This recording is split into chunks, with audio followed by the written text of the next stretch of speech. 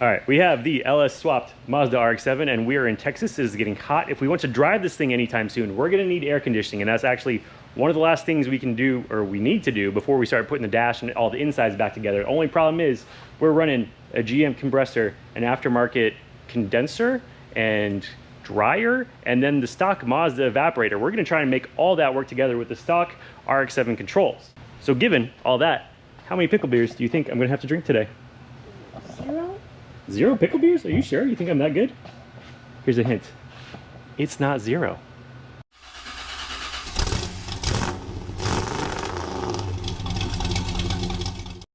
I'm gonna explain how this works, not just for y'all, but also for myself, so I can try and convince myself that I know what's going on.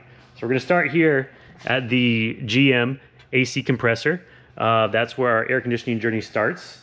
Our refrigerant is gonna flow out of the compressor into, this is a vintage air AC condenser that condenses the refrigerant, and then it's going to flow to this guy right here. This is an AC dryer. It's gonna go approximately right there. That's kind of where the stock RX-7 was. And this guy, it just dries out any moisture that may be in your AC system. And then our line is going to run from our dryer up through here, and these two holes right there, that's where that evaporator box that I just showed you sticks through the firewall. So those two hoses, they stick through the firewall. The refrigerant goes into here to the evaporator, and that's what makes your air cold. And then once it's done making your air cold, it flows back out the firewall and right back into your compressor down there. So that's a lot of different things, right? We have a GMC or a GM compressor, a vintage air condenser, a vintage air dryer, and an RX-7 evaporator. And to make all that work together, we have just like a vintage air generic AC kit. So it turns out, even though we have all those different things, GM, vintage air, and RX-7 from 1987, all the fittings are the same. Like AC fittings have not changed since at least 1987. So they do have different size hoses. So this has everything from a number 6 to a number 8 to a number 10 AC hose, and all the fittings for those different sizes, they just screw right on to all those different parts I mentioned. So plumbing this thing up is really not gonna be that hard. It's really gonna be the electronics. That's where the tricky stuff comes in. So we come into the car and we turn on the power. This is called the Logicon. This is the HVAC controls for the RX-7, and I wanna use this, the stock controls, to make it all work. So our AC button is right here, and theoretically you think, oh, you just press the AC button, right, and it tells the AC compressor to turn on. No, that's not the way it works. So if you press the AC button, it has a little light right here that tells you it's on, and it's not on. That's because it's not sending a signal yet, and that's because you have to turn the fan on. AC systems, most of them these days, they will not turn on unless the fan's on. I guess that's because they don't want your evaporator icing up if no air is blowing across it. So right there, there's two things. That's level 1 and level 2 of our journey through I don't know how many levels of the air conditioner forest to make this thing work. First, I traveled through the 7 levels of the candy cane forest. So that's 2 items right there, right? But then the signal from this guy travels over here to this. This is called a thermostat, or it is a thermostat. It's on the evaporator. That's the thing that makes your air nice and frosty. And so if it gets too cold, that will cut the power or the signal to your AC compressor to tell it to turn off, let the evaporator rest for a little bit, and de-ice. So if all 3 of those things are working, you then come up to this harness right here. This is the factory AC harness for the Mazda RX-7, and it has a whole bunch of pins in it. And one of them, this middle pin right here, whenever all 3 of those things are going, it puts a ground, or connects a ground through the harness. And if this were the factory RX-7 wiring harness, which we're not dealing with that anymore, it would in turn trigger a relay, which would go to a pressure sensor, and then theoretically turn on the AC compressor, but we have to figure the rest of that out ourselves. So to do that, we have this guy right here. This is a vintage air trinary switch, and so this is your pressure sensor. If the pressure is too low, it will not connect this or complete the circuit. If the pressure is too high, it will not complete the circuit. But if the pressure is in just the right area, it will complete the circuit and let the power flow through to your AC compressor. So this is what, the 4th level of the air conditioning forest? Past the sea of twirly, swirly gumdrops. But there's one more thing we need to account to, and that's because the GM compressors, they are not made to go all the way to redline. They're only good for about up to 6,000 RPM. You go more than 6,000, you could blow up your compressor. So to deal with that, we have this guy right here. This is called a window switch. It has nothing to do with your car windows though. What it is you set it to turn something on during an RPM window. So This one we're gonna set the low side to 400 RPM. We're gonna set the high side to, I don't know, like maybe 5,000 RPM. So it kicks off a little bit before that 6,000 cutoff on the AC compressor. And in between 400 and 600 RPM, or 6,000 RPM, or whatever we set it to, it will send a signal, whichever one you want. This box is pretty cool. It has a lot of options on it. You got power, you got ground. You can do it when it's below or above a certain RPM range, but we're gonna set ours for between 400 and 5,000 RPM. It will send a positive signal up to the front of the car where we're going to put a relay. And when that relay is triggered between the ground signal coming from our AC switch inside and the positive signal coming from this box telling us we're in the right RPM range, it will trigger power through the relay to that trinary switch. And then if the pressure is in the right range, it will finally go to the AC compressor. So gosh, how many was that? We got the switch, the fan, the thermostat, the window switch, the pressure switch. I just dropped my wire. That's 5 levels of the air conditioner for us, but there's a little bit more to it. So our trinary switch here, the third part of it, so it's got high pressure, low pressure. The third part where you get to trinary is the fan switch. These blue wires here, those go to a fan. So whenever your AC pressure gets up to, I forget what it is, it's like 240, 254 PSI, it will turn your fan on to cool down or provide airflow for your AC system to cool down. The thing is, we also have the Camaro computer, the engine control module, telling the fans to turn on. We have 2 fans, right? So we're just gonna turn one of them on for the AC unit. But what happens is if the Camaro computer turns on a fan, we're gonna be spliced into the same relay for the fan power, right? So if the Camaro computer turns on the fan relay, that same signal is gonna flow back through the AC harness and turn on the AC. Likewise, if you turn on the AC with the button, that same ground signal is gonna flow back through to the Camaro computer and it's gonna make it angry. It's gonna throw a code. So to stop that, we have diodes. So a diode is a little electronic wizardry thing where it lets electricity only flow one way. So we're gonna put a diode both on the Camaro trigger side, the computer trigger side, and the AC button trigger side. So one or the other can't make the other one connect, if that makes sense. You only want, I'm about to confuse myself.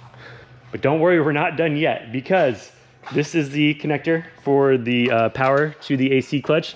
Assuming we satisfy all 5 levels of the AC for us, we will have power and ground flowing through this plug. But what happens is, apparently, when you turn off your AC compressor, there is a high amount of voltage sent back through this wire. And if you don't have, wait for it, a diode to prevent that from happening, it will fry your relay, your fuses, stuff. It will fry stuff. So we need to put a diode in line with this too to make sure our voltage spike when we turn our AC compressor off doesn't flow back through the system and mess something up. So I think, as you can see, whenever your AC stops working and you have no idea why, it's because it's one of these many things that could make it not work. There's a whole lot to it. And so I am now going to embark on traveling through the AC system for us, and hopefully we can get all this wired up correctly, and hopefully it will work, and we'll find out here in a second. All right, we got our window switch wired up. I'm gonna test it here real quick. It's just temporarily wired. Things are just kind of held together, but I wanna test it before we do a full install. So it has a little LED on it. So red means it's not getting a tack signal, which when we turn the car on, or well, just the key on, but not the car, that's exactly what we should be getting, is red. And then if it goes solid green, that means it's either below or above what we set the RPMs to. And if it's blinking green, that means that we should be getting 12 volts through this orange wire right here. So we're gonna turn the car on. Got blinking green, which means we should have, there you go, 12.6 volts. So our RPM switch is working, so I can go ahead and do the final wire in. And this is a power probe. If you do a fair amount of electrical work on cars and you don't have one of these, it's probably worth looking into. What it does is it hooks up to your battery right here. It's got a really long cord, so if your battery's in the front, you're working on the back, or vice versa like we have here. What it does is it will test for continuity. Also, like you just saw, it will show you voltage if you have a voltage. And then the coolest part about this is you have these up and down buttons right here, right? So you press up, it sends 12 volts through the tip of this. And if you press down, it sends ground through the tip of this. So you can test a lot of stuff, like our AC compressor here. This is just our connector for the compressor. It's not hooked up to anything yet, but if we want to test the clutch to make sure it works, because I have not done that yet, you can plug that in. The power probe also has this handy dandy ground clamp like right next to the unit itself. So we're gonna put our negative side right there, and then we'll take our power probe and send 12 volts to the positive side. You hear that? That click is our clutch engaging. That means we have an AC clutch that works, which is great. That means I can keep wiring this thing up and maybe it'll work in a second.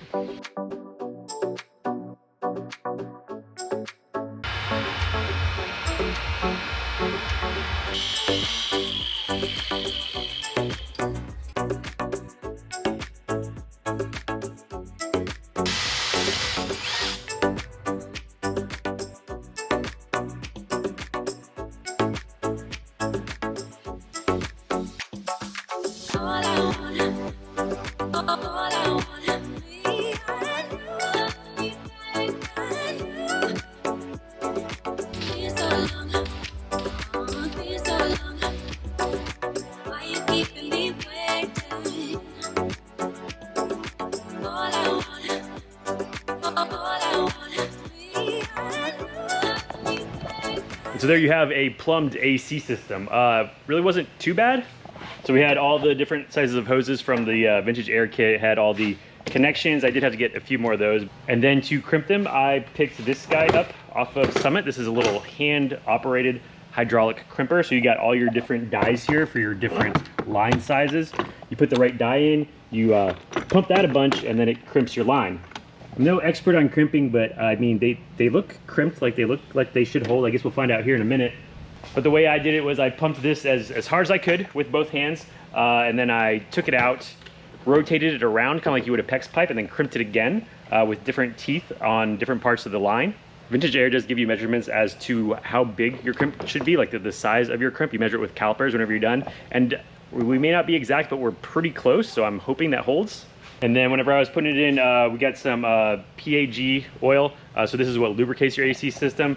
And so we're starting with a new condenser, a new dryer, an evaporator that I cleaned out. So the RX-7 had R12 in its system, and so you're supposed to get air conditioning flush stuff to get the R12 residue out of there. So you put it into this little guy right here. It's got just kind of like a blowgun on the end. So you hook it up to an air compressor and you blow this stuff through your evaporator. So the evaporator is clean now, which means the only thing that had oil left in it was the compressor from the Camaro, and we don't know exactly how much. So rule of thumb is 2 ounces per component of your AC system. So 2 ounces for the dryer, 2 ounces for the condenser, 2 ounces for the evaporator. And then because the compressor we didn't know, I just put in 1 ounce for the compressor. It does have an inspection port in the back. You can see there was some in there, just don't know exactly how much. So we're hoping that works. And so now, theoretically, if we were to charge this thing, it might work. But the first step of charging it is to test it. So what we got here is a vacuum pump. We're gonna hook this up to our AC manifold set here. We'll put the high side on the high side port that is right there now. Low side on the low side port that is right here now. And we will suck all the air out of the system, let it sit for about 30 minutes, and then come back and see if it still has a vacuum or if we have leaks somewhere. So this is really not that hard. You take your yellow line in the middle here, that's gonna go on our vacuum pump. The blue one is our low side, and if you're doing this, the low side and the high side are actually, well, if it goes on, they're different sizes, so you can't put the wrong side on the wrong side. And the red side is our high side, but for that one, you set it down right here. And then you come over here and you choose a blackberry pickle beer because it doesn't fit.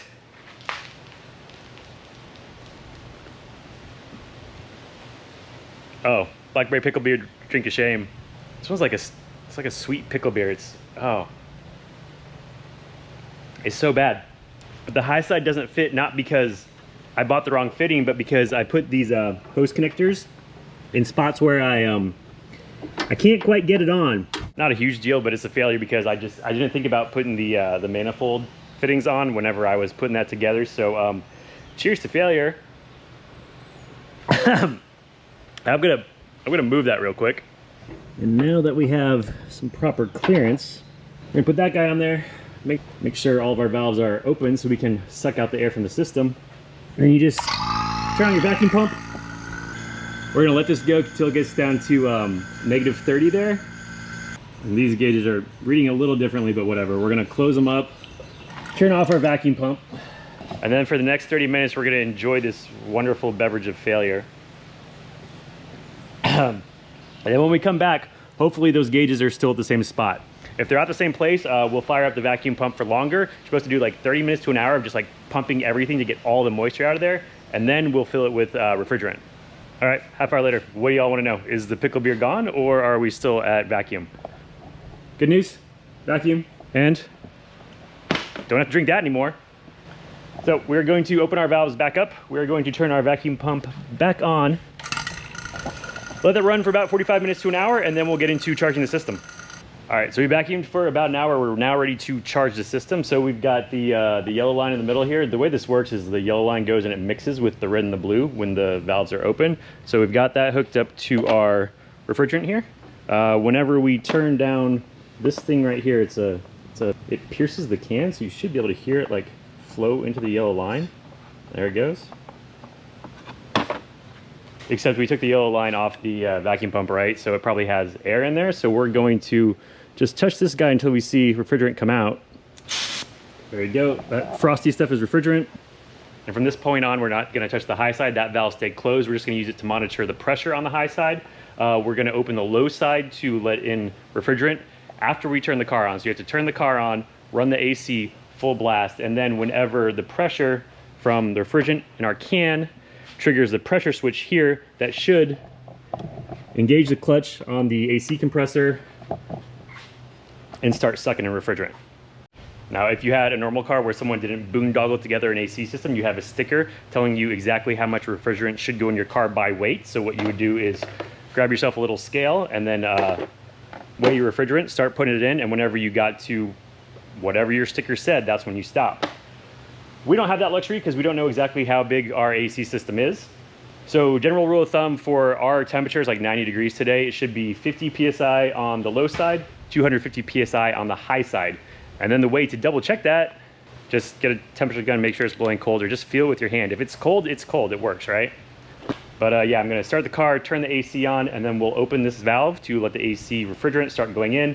Should kick on the compressor, should start taking it in, and then we'll monitor the pressure until we get to about 50 and 250 and see if it's cold or not.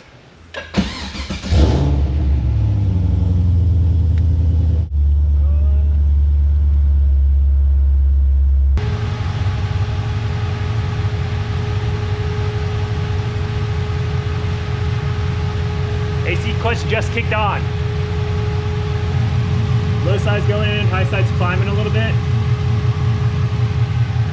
And we're gonna rotate our bottle like this to help it go in. We're up to about 180 on the high side, and so far, no AC lines have blown off. All right, I think this can's about done. We're at 40 low, about 190 on the high. On the Corvette, it took almost 2 full cans, so we're gonna go see if it's cold or not. It's definitely cooler than the ambient air temperature, but it's not cold yet. So I think we're gonna crack that second bottle and keep going. All right, we're right at about 50 and 250. Gonna grab the temperature gun and go see. All right, so the car itself, 88 degrees. Air temperature out of the AC system, about 74 degrees. So we're definitely cooling, but I think we can go colder. We're gonna give it a little bit more. All right, calling it. Okay, so we wound up with 50 on the low side, 300 on the high side, which seemed like it was getting a little high, so I decided to stop, but it was 90 degrees inside the car, 71 out of the AC system, so almost a 20-degree pressure differential. And one thing we just found out, which I had no idea if it was gonna work or not, whenever you turn on your AC system, it puts extra load on your engine. So we don't have anything going from the Camaro computer to the engine, or from the AC system to the Camaro computer, which runs the engine, telling it to up the RPMs, because that's usually what happens to your car. Whenever you turn on the AC system, it bumps up the RPMs. But we deleted the power steering unit when we put this engine in it. So I think they just kind of offset themselves. We didn't have the engine try and die. It can run the AC system at idle for, that was at least 10 minutes. And now we have cold air. So that means we can start putting this thing back together. Like the dash can go in. I have a carpet kit sitting over there. And most importantly, it's 90 degrees in Texas. It's gonna be even hotter soon. Now we can, if and when we get around to it, we can drive this thing with AC. So until next time, hey, that's pretty cool, isn't it? It's a dad joke. You don't get it, do you? Is he ignoring me? Are you ignoring me? Are you just playing with the pickle machine?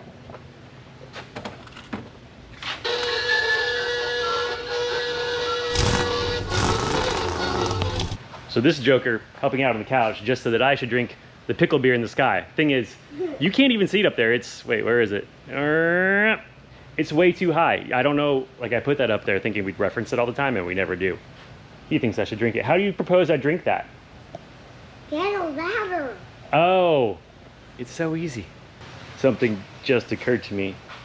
If I failed to put the pickle beer sticker at a level where people can actually see it, is that itself a failure that requires pickle beer? Yeah. What? Failure. I'm not sure it's a failure. Yeah, we can have a pickle beer up there. We're gonna have to discuss this.